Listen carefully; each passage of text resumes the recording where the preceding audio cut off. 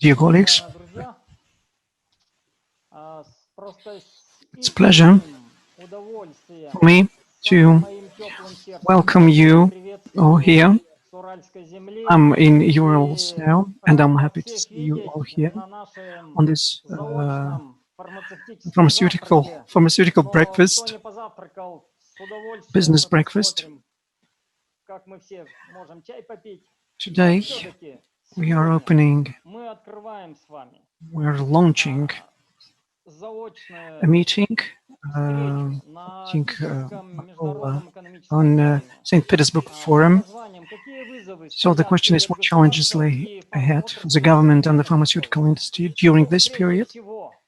First of all, I think that the world, as many say, will change after the pandemic. And I hope that we will responsibly approach all the changes in pharmaceutical industry and healthcare system. And I'm sure that each of you can bring something new to the system of drug supply and provision. Ideas you had so far during the pandemic, during the lockdown, and what should we do in Russia in order to find out the best system of drug provision and supply.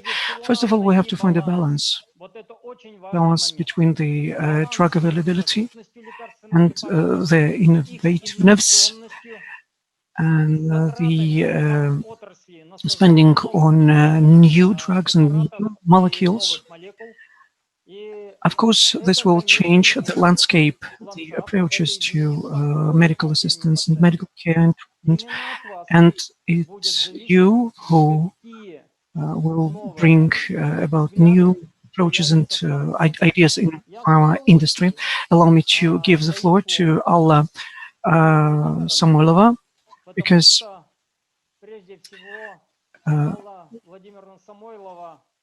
she's very experienced. She's very experienced in terms of service that she's doing. She's working for the Federal Service for Surveillance in Healthcare. Well, this morning I thought about this, the role of any personality in the pharma industry.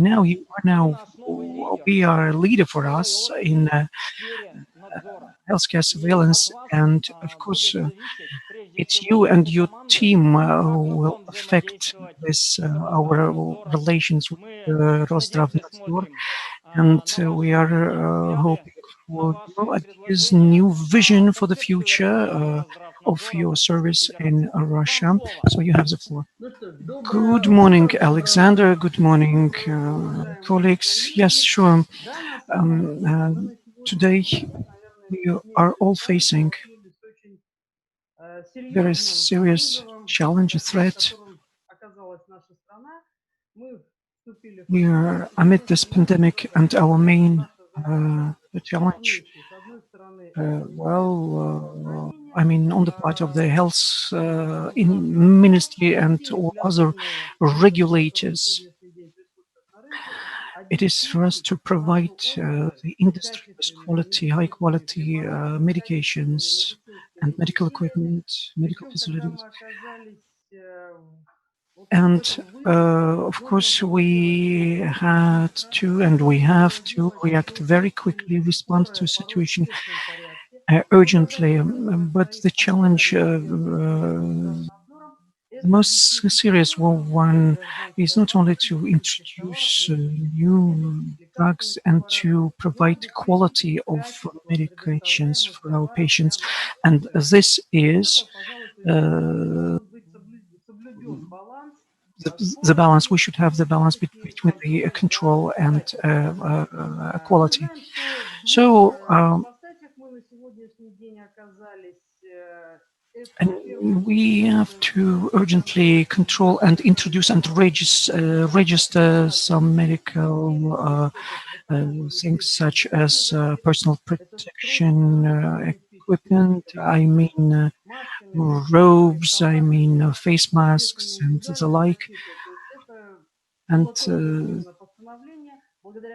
there has been a decree made for the quick registration of this equipment. As for drugs, first of all, I'd like to mention the regulation number 441 on the circulation of medications for medical use.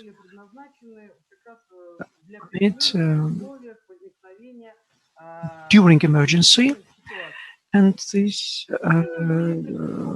regulation provided urgent registration of some drugs and medical equipment in emergency, I mean amidst the pandemic that we are in. And the health ministry set up a commission for examination and registration, urgent registration of medical drugs. This commission or this team has amongst its staff members from Roszdravnadzor, and they also control the drug circulation of drugs have been registered urgently. Also, we control some drugs or batches of drugs registered or not registered in the Russian Federation. So this control is carried out by our organization, our affiliate organization, on a daily basis. We all know the drug widely used in Russia, hydroxychloroquine, which was brought from China and registered in an urgent manner. As of today, well, there are publications on several side effects of hydroxychloroquine, and we control this situation. But I'd like to say that we haven't registered any fatal events so far. Side effects were detected and they are under control. And we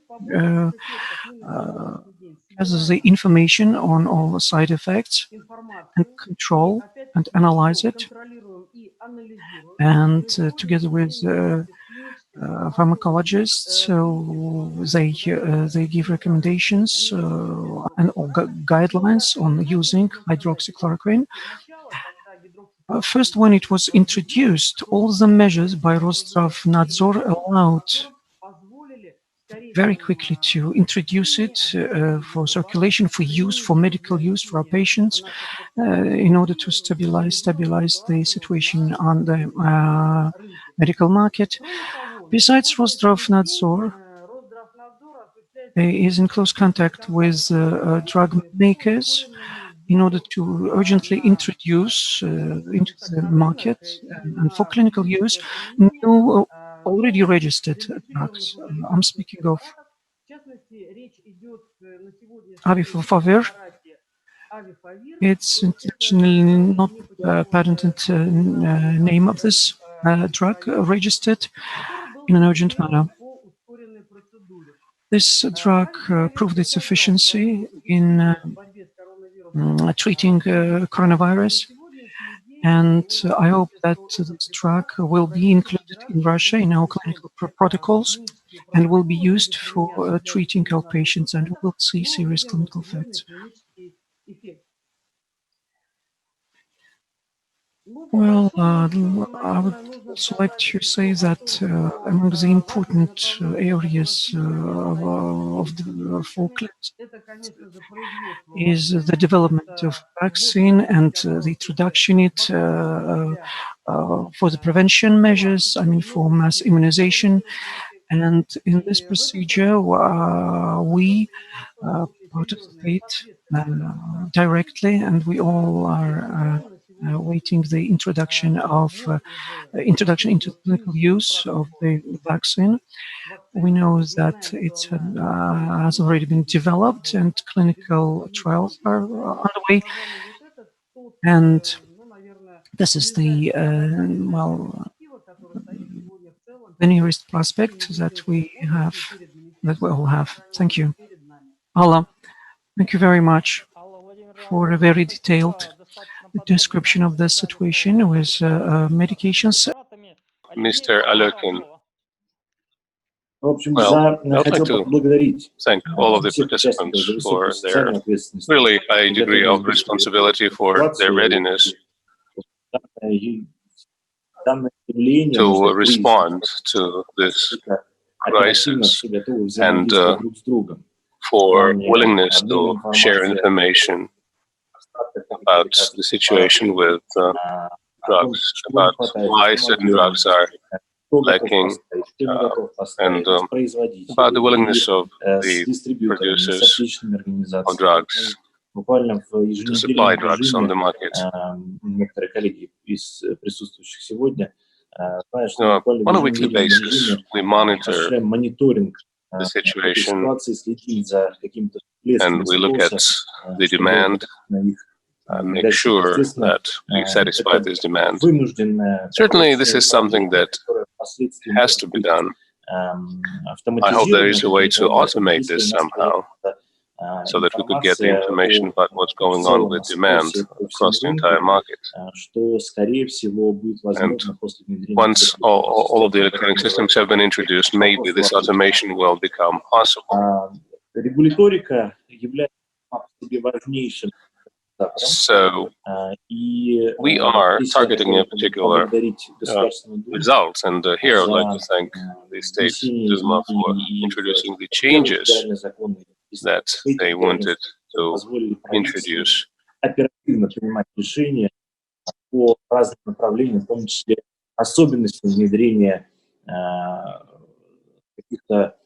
And so we are talking about the introduction of certain mechanisms that would enable us to bring drugs onto the market.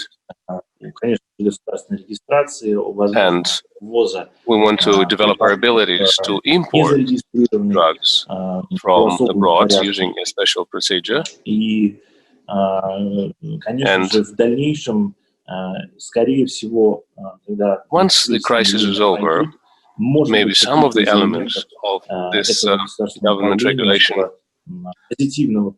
would stay in place. I'd like to mention just one positive example. It's the ability the companies have to re-register their prices towards making them higher, because we know that the feedstocks for these drugs have also appreciated in price. Paracetamol is one example, or heparin is another, or sodium heparin, prednisolone. These are the drugs that are very much in demand. And still, there are certain restrictions that exist on the maximum price that can be charged for that.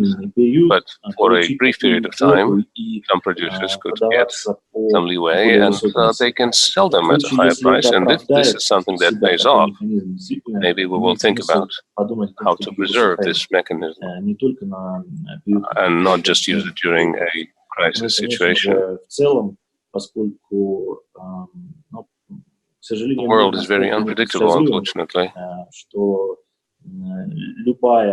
and any kind of threat, biological or otherwise, can really deal a very severe blow to a particular industry. But I think today, the main thing on the agenda, in terms of changes to the legislation, is the ability to respond urgently to various contingencies. Going forward, speaking about the future of our industry, long-term future, I think a lot will depend on the mechanism of supplying people with drugs. This is going to change the entire system of pricing and methods of providing people with access to drugs. And I think we are now going through a number of experiments. That includes an experiment in the Europe region. And had it not been for the COVID pandemic, that experiment would have really garnered a very good result. I would like to ask Marek Vasicek to ask a question. Marek, you had a question, didn't you? Morning, dear colleagues.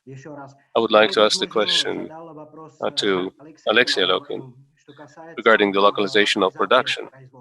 Sometimes it's difficult to localize for companies like BMS. I'm talking about the localization of biological preparations. Do you have an approach, maybe a different approach, to deal with this? Let's say you have secondary packaging. Would it be sufficient for the bio preparations, or what is your outlook on this in general? You heard the question, Alexei. Please respond. Thank you very much, Marek, for your great question. Our state's policy in the area of immunobiological production is aimed at ensuring that there is complete range of products that needs to be used. So we have a national calendar, and our production is geared toward that calendar. And certainly, we might need to do some things to make our technologies more state-of-the-art, more innovative. But localization can become one of the methods of obtaining such technologies. And as the state and the Ministry of Industry and Trade, we are interested in making sure that we have the full cycle of production like this in Russia. We have all of the competencies, we have the human capital, we have the infrastructure to ensure that this happens. Some of your partners in Russia have this ability. And I think we just ought to select not just a strategy per se to localize production here, and that would allow you to reduce your cost and improve your revenue and build your potential. But I think in this case, the state should create conditions for long-term demand for these items, to understand what is going to be the price you will be charging and what is going to be the depth of the localization here in Russia. So I think this is something that needs to be further discussed and negotiated. This is something that needs to be discussed with the state and with the business community. And we also need to discuss this with the research community, the scientific community. They have the competencies in the area of developing and introducing such technologies in Russia. I totally agree with you, Alexei. You are talking about the details of the state system of drug security. And I would like to also say to Marek, you're right. The state needs to dictate what it needs in order to be able to provide its people with immunobiological preparations. This is a very sensitive industry. And right now, we don't have a law on biological security in Russia, and I think we need to draft such a law and then move forward step by step. Localization and the full cycle are the steps that Russia is going to choose. The packaging is good. You are our ally there, but until we have the knowledge base for the full cycle, you are going to be our ally forever. So we don't have Elena with us anymore, and I would like you to be able to ask questions. I would like to talk to Mr. Matthias Wernicke from Merck. You had a question, didn't you? I was very grateful, but I will say more later on. I think I'm later on in the agenda, right? I will say more later on about especially the lessons we learn about the partnership between the regulator and the industry in this time. I'm very grateful to this, some positive developments that we see. And Alexei was referring to this earlier, saying, you know, we need to maybe think about some mechanisms that we're using now, that they can stay in the future also. Yeah? And this refers to maybe pricing, it refers to maybe also some accelerated procedures when it comes to certain approval timelines, etc. And I think this is a very positive thing that we can take from the crisis.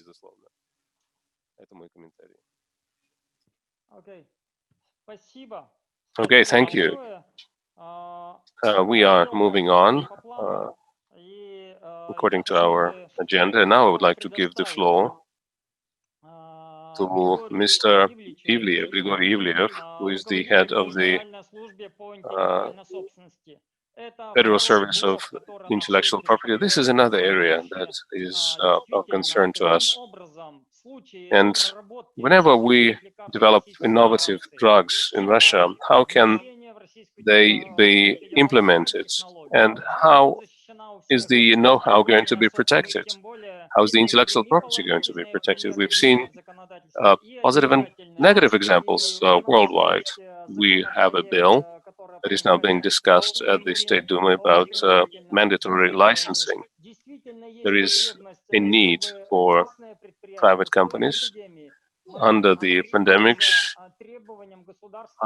to follow certain rules that would require them to produce certain drugs that the state needs, so that their technologies could be retooled to satisfy such an order, such a need, once the government has told them that this is something that needs to be produced in country, because this is required by the nation right now. So, Mr. Ivliev, if you can hear me, I would really appreciate if you could tell us about what can be done to ensure that we have a stable system. We don't want to be a pariah nation where intellectual property rights are not properly protected. You have the floor. Dear colleagues, I would like to assure you that in our country, intellectual property, as far as inventions and utility models, are very well protected, on par with all of the international standards, whether it's under normal conditions or under the conditions of a pandemic. We believe that the main challenge that we are all faced with is the ineffective therapeutic drugs that can be used to fight the coronavirus infection. They need to be invented. New drugs and vaccines have to be invented, created by the genius of those researchers and industrialists that are involved in this and are doing this on a fast-track basis worldwide. I'd like to say that we are looking very carefully at the patent applications made by the Russian inventors, but we also look at the international ones as well. So, to accelerate a particular industry, you need to have a patent. A patent is a tool that gives you a very exact way to ensure access to patent information. Researchers and business community should have access to all of innovations that are out there, and immediately, urgently. And our service, our agency, is now giving such patent applications priority whenever we examine them. And our contacts that we have with other agencies and patent authorities worldwide, that this has become a trend internationally. We need to keep in mind that patenting is a very important impetus, because this is something that attracts a lot of money into this industry. And we have already been able to get the money into the industry, and that would make sure that the best of the minds, the best of the researchers will be able to work on these issues. Consolidations of efforts of the world community through the patent system is underway now. We see that the information is well, who done what is very quick now. We have sources from our colleagues from China. China, in the fighting of COVID, what agrees this patent area and everything that has been done in this area. We are ready to give our patent analytics to interested parties. And if you have questions on how this system is in action, you can turn to us always. Well, you can send us an application or visit our website, where you can find all the updated information on fighting coronavirus and all the patents and matters. We consider now 91 applications.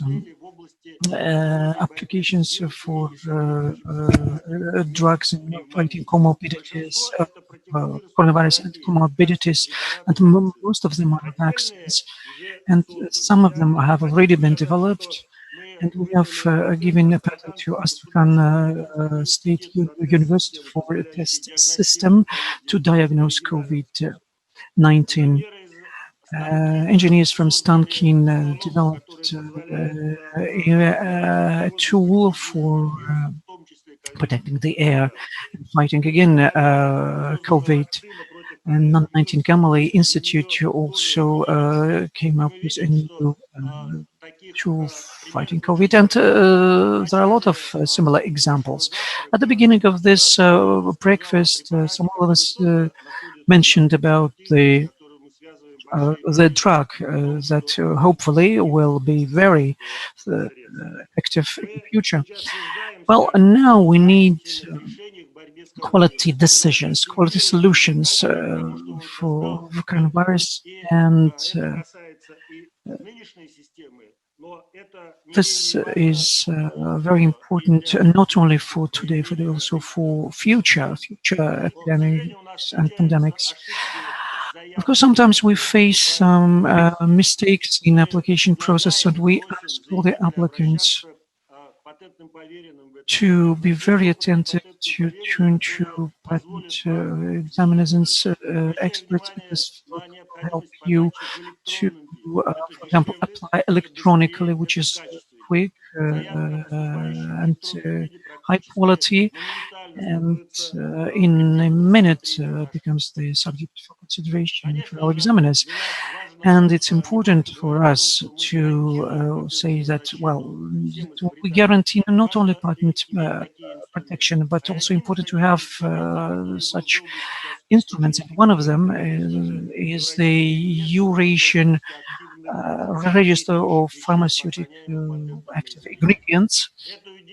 This idea has been voiced by our industry for a long period of time, and we are ready to introduce this register so that all the information on the patents will be available to all researchers, all interested parties, all right holders of biologics that we have registered for. For example, we need cooperation with the use of this instrument, and this similar instruments are used in many countries.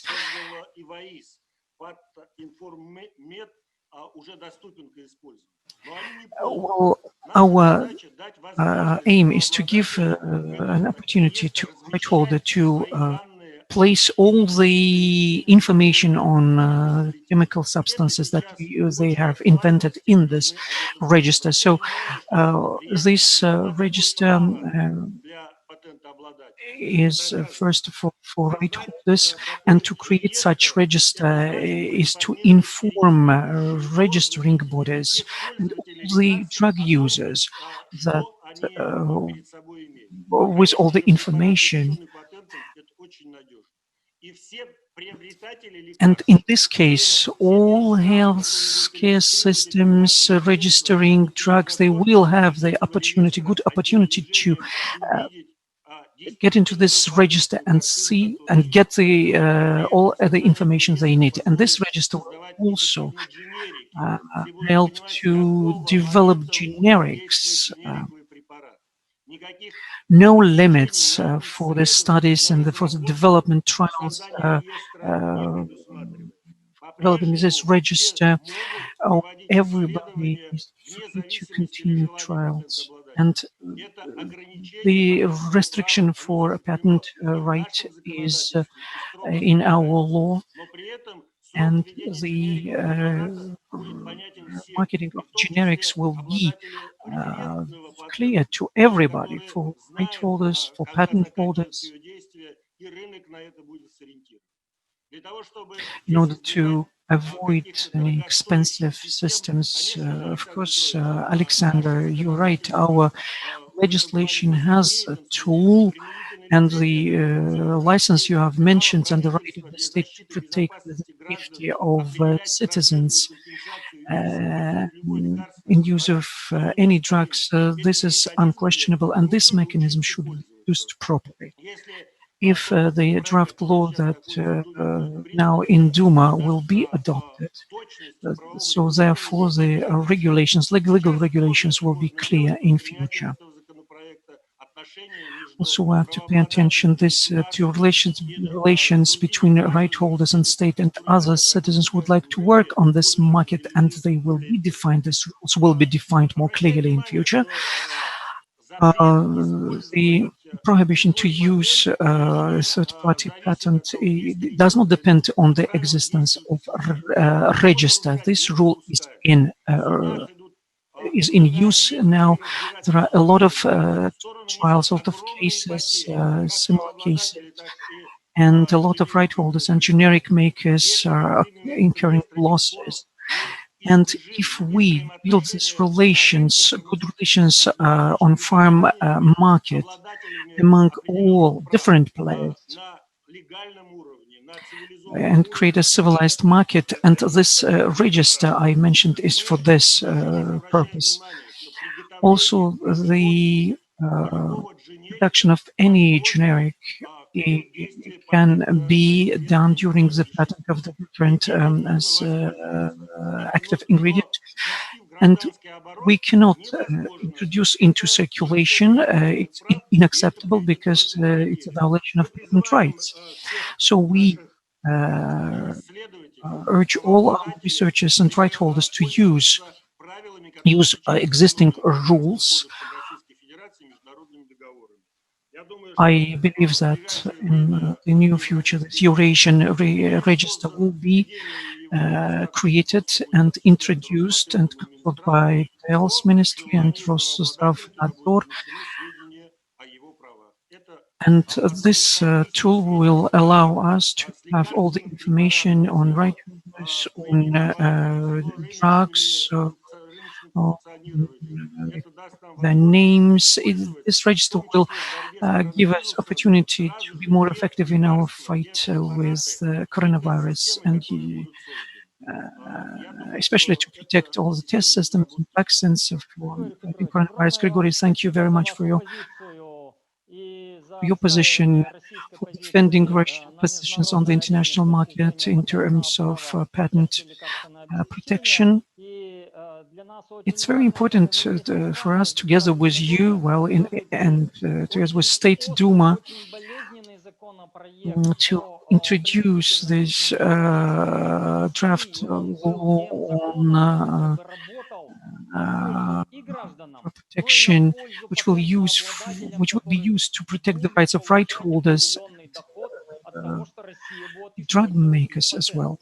Besides, I think you will agree that this area is most sensitive. Many foreign companies are concerned about their rights, the protection of their rights on the Russian market, and I'd like to invite you to another roundtable, which we will autumn. I mean the roundtable on forced licensing, because we want to avoid all the discrepancies, all the inadequacy, because we have to follow the rights of right holders and makers. And besides, I have prepared a proposal, another proposal of this kind, which will be supplied for the consideration of State Duma, and I believe that during our next roundtable we will speak about this. Well, what is referent drugs? There are a lot of questions related to this matter, and I'd like again to thank you very much for your presentation. Marek, I'd like now to turn to you. My question to you. Well, I'd like to understand how, well, amid the pandemic, how your company worked and to what experience can you contribute to this period after pandemic period from your experience, just for a couple of seconds.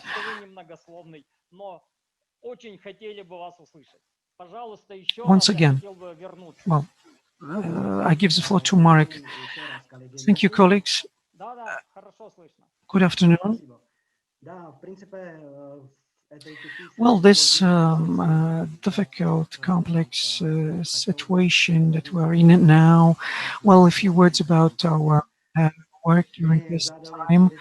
Well, we set up three main tasks: to provide patients with medical assistance, to preserve the health of our staff members and their family members, and to provide support to healthcare staff members. Our company from March 13 is working well from distance, and we will continue this format, working format, until the end of June.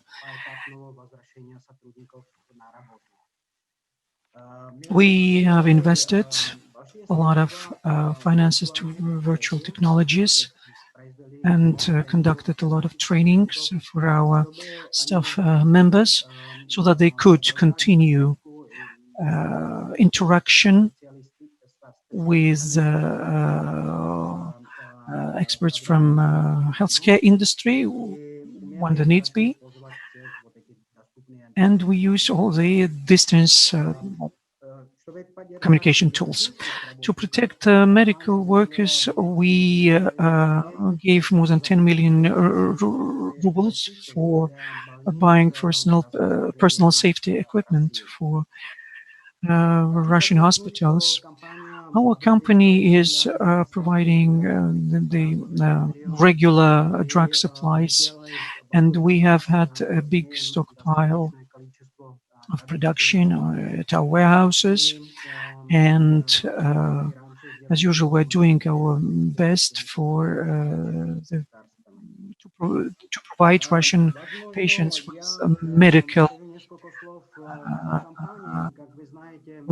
medications. Well, you know that we're now working on the integration, on merging with Celgene company, and we hope that it will finish this year. And now we have two big areas of functions, oncology and oncodermatology. And we hope that in future we will be able to work more efficiently and provide more efficiently patients with medications. Now we have a very big portfolio of drugs for treating myelomas, and we are considering also to make the provision of myeloma drugs more accessible. This is one of the key development areas in the BMS field, and we work very closely with local producers. It has been done historically.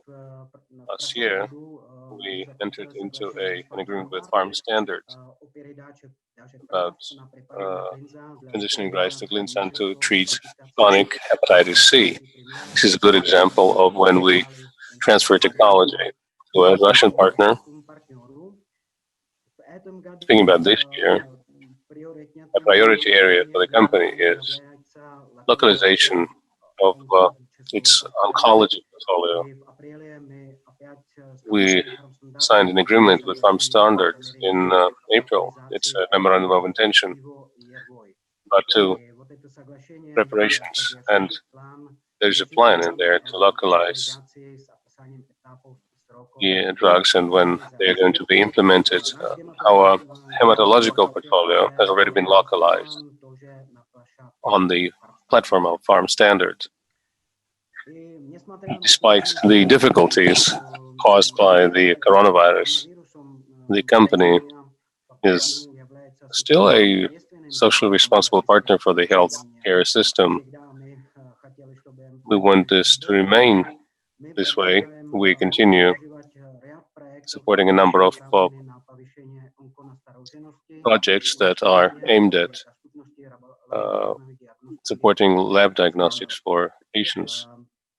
Companies developed two innovative projects on drug substitution in oncology, and we believe that this will allow us to reduce the burden on the healthcare system and would allow us to treat more patients, even in a situation where money has to be spent on protecting staff and to treat coronavirus. That completes my Marek. I still would like to talk to Matthias Wernicke from Merck. I'd like to ask you two questions. The question number one is, you have practical experience working in other countries, and here's what concerns me. How can you make sure that urgent access to innovative therapies can be ensured so that patients could get access to drugs early on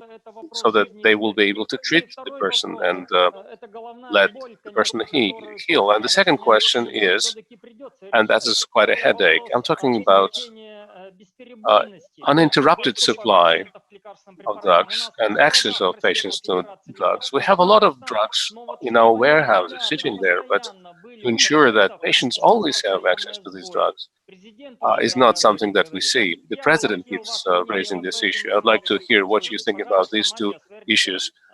Matthias Wernicke, the General Director of Merck in Russia. Yes, thank you very much for allowing me to speak here. I think the questions you raise are very important, and they are very important not just during a crisis like Corona. So I think, as I said before, I see three horizons how we can deal with these questions. The first horizon is the current immediate situation, where we really have to make sure that patients receive the treatment, receive the drugs, and that we find a cure. That's what we're focused on in horizon number one. And I think Merck is one partner there. We are quite active, as you know, in supplying also to Russian pharmaceutical companies as a supplier. So we are not just a pharmaceutical company, we're also supplying to the pharmaceutical industry. And I think I would say we see some very, very strong results of the Pharma 2020 program of the Russian government, because now Russia really has a local production base, and you really have some strong companies producing products locally.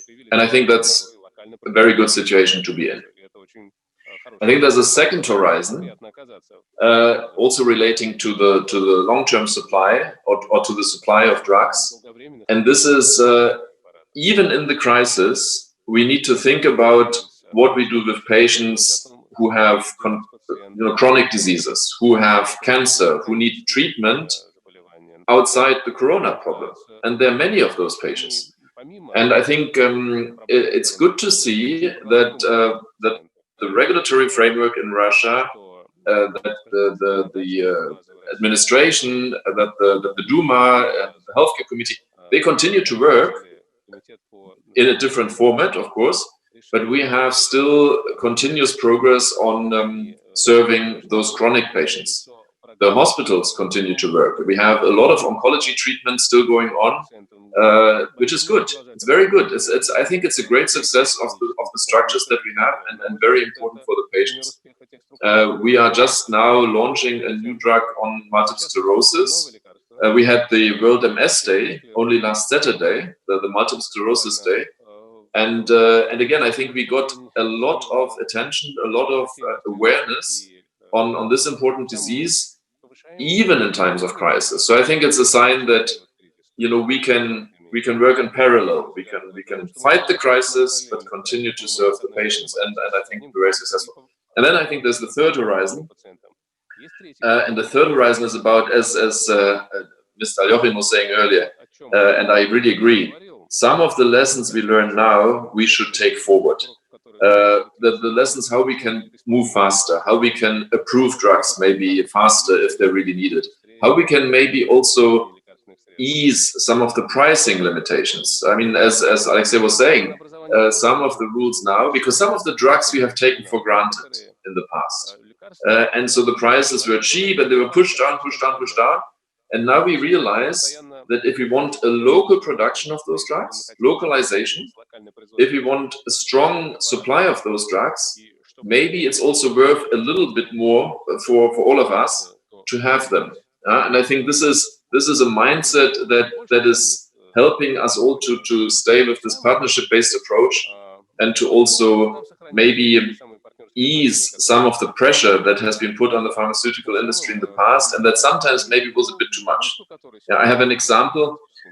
We have still the new EDL price registration system in place, and it's absolutely something that the industry has accepted, of course, and knows how to deal with it. However, some of the specifications there are still too strict. So, for instance, the monthly review of prices based on EDL, I think it's too much. Yeah, I think we should revisit this specific clause, for instance, because I think it is an overburden of the industry. But overall, I think really what we have learned is we have actually, as an industry, really together with the authorities, managed to continue the supply. We have managed to do lots of good things when it comes to developing new medication on corona, and we hope that we will take the spirit of collaboration forward also after the crisis.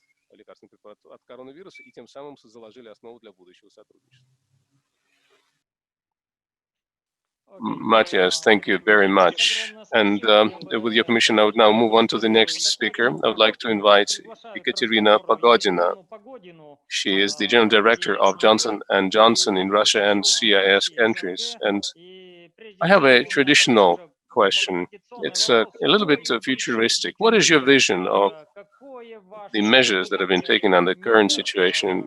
And what is going to be the future after the pandemic is over? And how is your company viewing these things? Well, let me just say, I am the proponent of being able, as the state, to initiate direct negotiations towards reducing prices, speaking with producers. If we buy items wholesale, we haven't had this practice so far, but we can probably find other ways to sign government orders, government contracts. On top of that, how can we be flexible in using the healthcare budget optimization mechanism? Because I need to understand that in 2021, the healthcare budget is going to be under a lot of strain. So, Ekaterina, what would you say about this? Thank you, Mr. Petrov. Thank you. And hello, dear colleagues. If we look at the statements that have already been made here, it is clear that everyone around the world is paying a lot of attention to the healthcare systems and to pharmacological industry. And they look at us as the potential supplier of solutions for the acute situation we're in right now and for future preventive measures. I'd like to point out that the pandemic has demonstrated that healthcare system that is stable, it can guarantee that we can develop stably in other areas. You talked about futuristic of use, well, we can see that some future technologies are already becoming a part of our present. We can see that changes are already occurring in the healthcare systems. Just last week, if we talk about funding, the European Union underscored the importance of the healthcare systems, and it is reviewing their budgeting approaches for budgeting and funding the healthcare systems. If we talk about the use of new technologies, if we use the example of China, we see that China is beefing up its online medicine capabilities. They are moving into the online systems, and substitution of drugs is also working there. So it is clear that the world community is really responding to this in a very proactive way. Now, speaking about what we can do as the industry, what our role could be here, I'd like to say that there are several points that are important. One of them is innovation, of course, but not in the traditional sense of the word. And Mr. Ivliev spoke about this, about our successes in development. And such successes have been demonstrated by various companies, but I'm rather talking about the innovation in the sense of interaction, direct negotiations between the states and the producers. This is not something new worldwide. It also includes signing long-term contracts and broader use of innovative contractual models, not just those pilot models that we've introduced here in Russia, but others as well. And all of this taken together could basically enable us to reduce the burden of the healthcare system, take it off the shoulders of the healthcare systems at the moment, when we realize that it is really under a huge onus, and it will continue being that way for at least some foreseeable future. But we also need to remember the nature of innovation. Innovation is about information sharing or sharing of best practices and technologies between local and foreign and international experts and companies and everyone. And if I may add to this, it would be two things.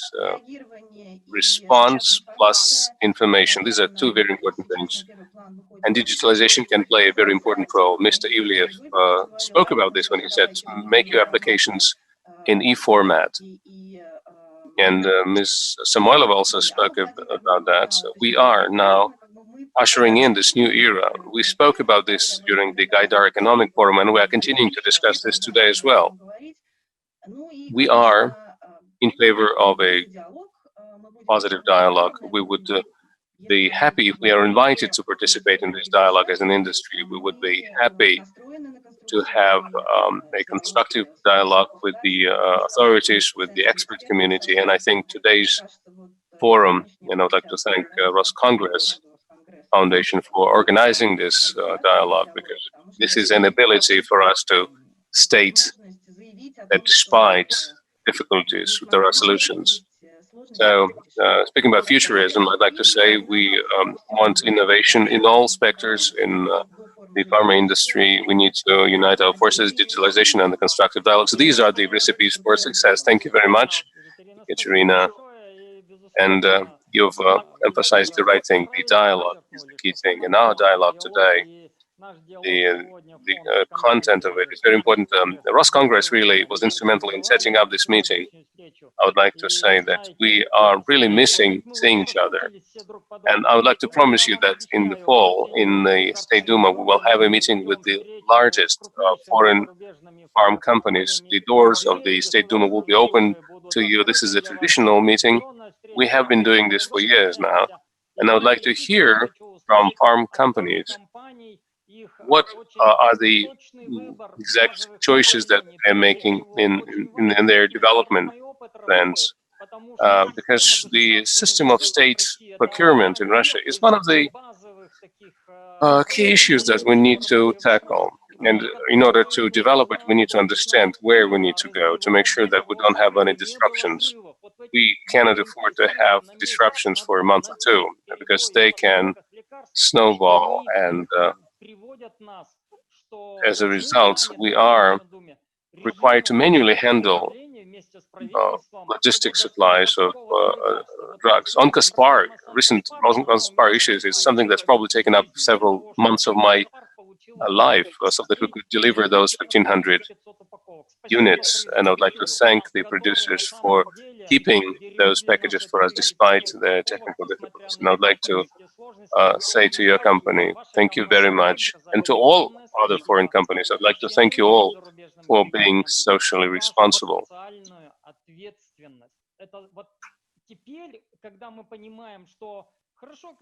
So amid pandemic, when a foreign company demonstrates a social responsibility, we appreciate this very much. And this are facts that say that this company is very socially responsible. Thank you very much. I'd like to go to a socially responsible company, like Klein, namely to Oleg Dubyansky, the general manager of the company. Well, Oleg, there's uninterrupted drug supply. How can it be provided? And the second question, GMP. So this matter is very serious for me. We've started in Russia. We had a working group on this, so we were very concerned about this because unfortunately some 70 plants were closed down and failed to go through modernization. And another question, how you see the plan immunization amidst COVID? Aleksandr, thank you so much.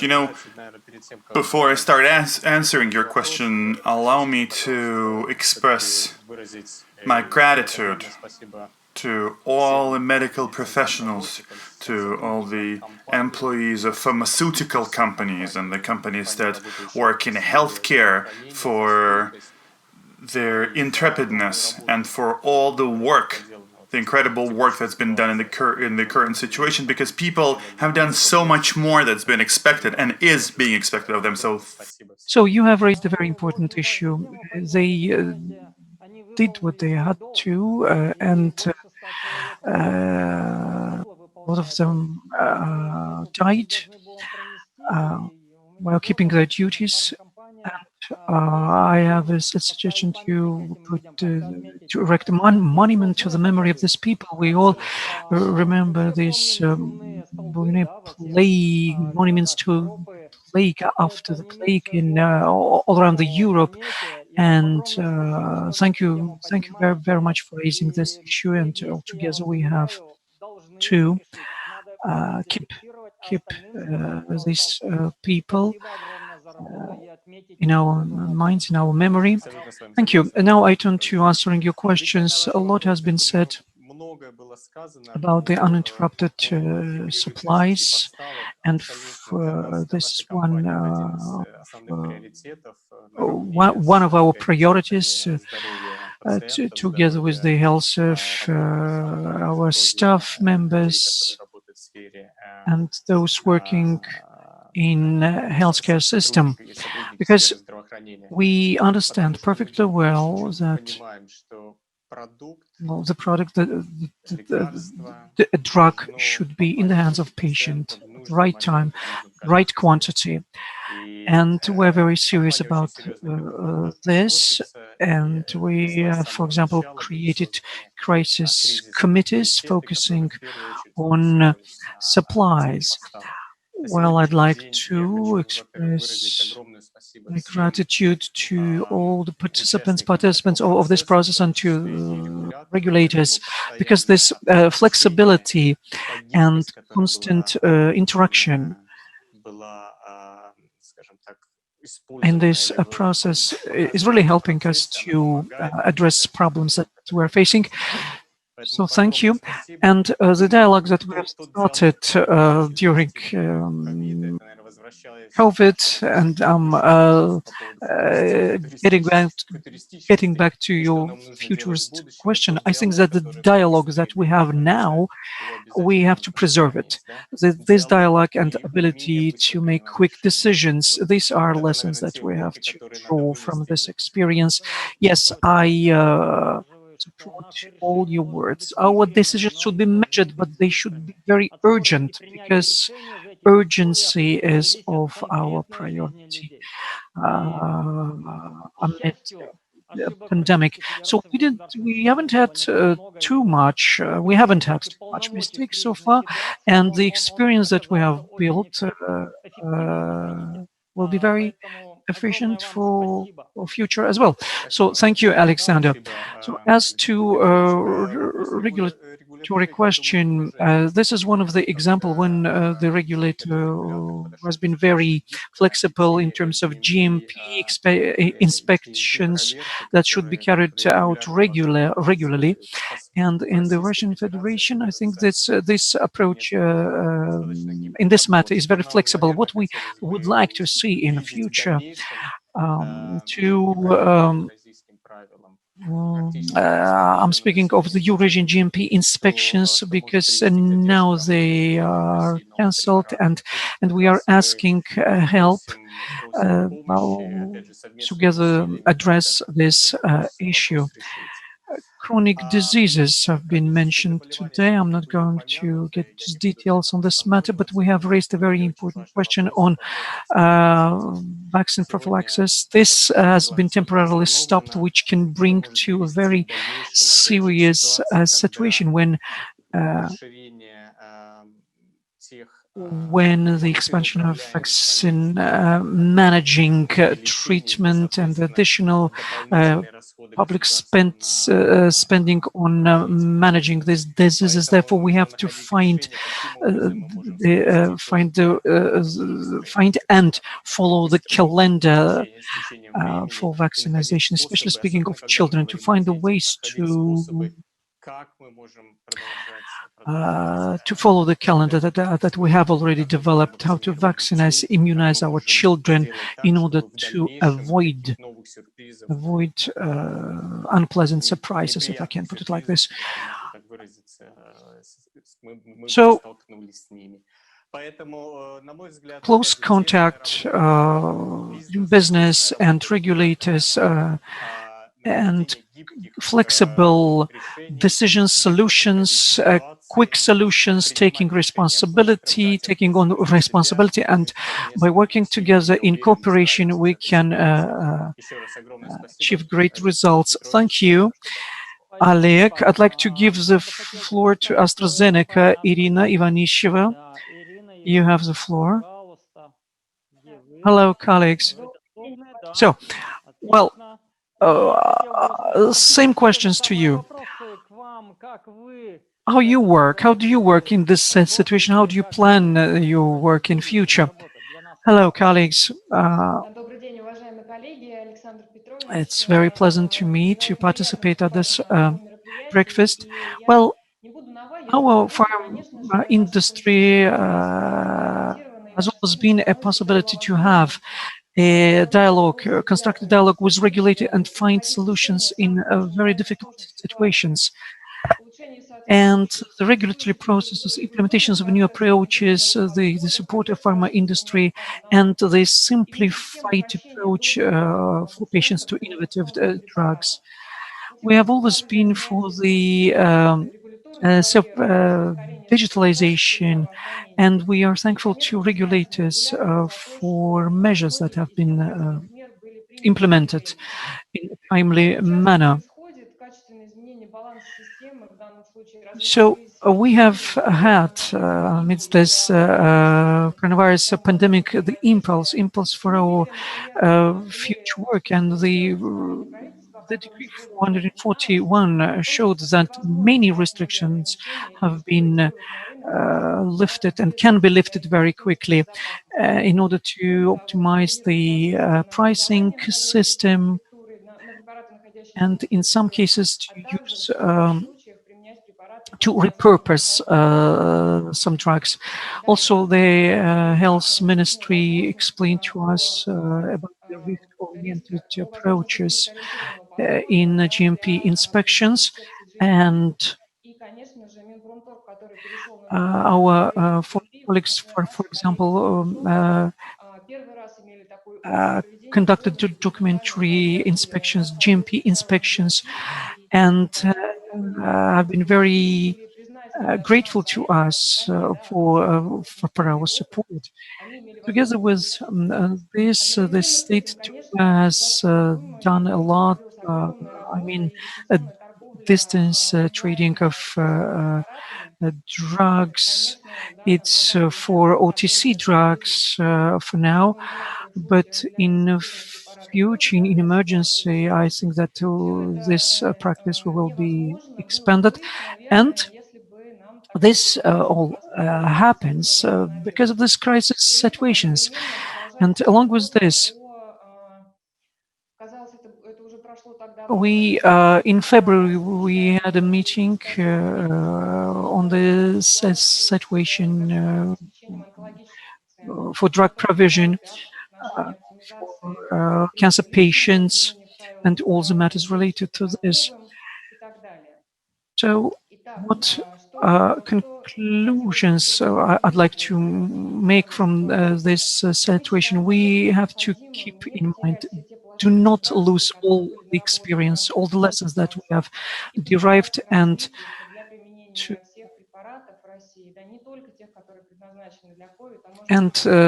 to make innovative drugs more accessible for our patients. Thank you. And in closing, I would like to give my own opinion on our discussion. Thank you so much to all for your patience, for your contribution. We have to wrap up now. But anyway, in State Duma, what do we think on regulatory matters in pharma? Just in brief. So first of all, we saw that here in the Russian Federation there's no a system, I mean, sort of a matrix with all the windows filled. So we call this matrix in we call it state system of drug provision, because our main goal is to provide drugs for patients, and this pandemic underscored the importance of this system. If we look at what is absent in Russia, first of all, a unique common regulator for drug circulation. The Russian Federation, there are 5 federal facilities working with drugs, controlling drugs. We have to analyze the situation, examine it, and make the change it. And we have talked about it with the state officials. Now we are forming the federal budget for 2021. In terms of drug provision budget, what I saw in that, billions of rubles. And I ask, where the logic? Why for prevention of heart and circulatory diseases you don't have the register of patients? Now we in State Duma we are finalizing the matter on registers of patients according to nosologists in order to regulate finances. And we have to take this into account. If there's a patient in the register, therefore he should regularly get this or that drug in an uninterrupted manner. If he's in register, he's subject to this drug. Another point, we have to switch to the new system of drug supply, drug provision. We have called it in many ways. Well, maybe you have paid attention to the fact that some 70 million people in the Russian Federation from the January of 2020 had the opportunity to compensate for the drugs that they have bought up to 15,600 rubles. And we included any type of medications here. I mean, medications that were prescribed by a doctor.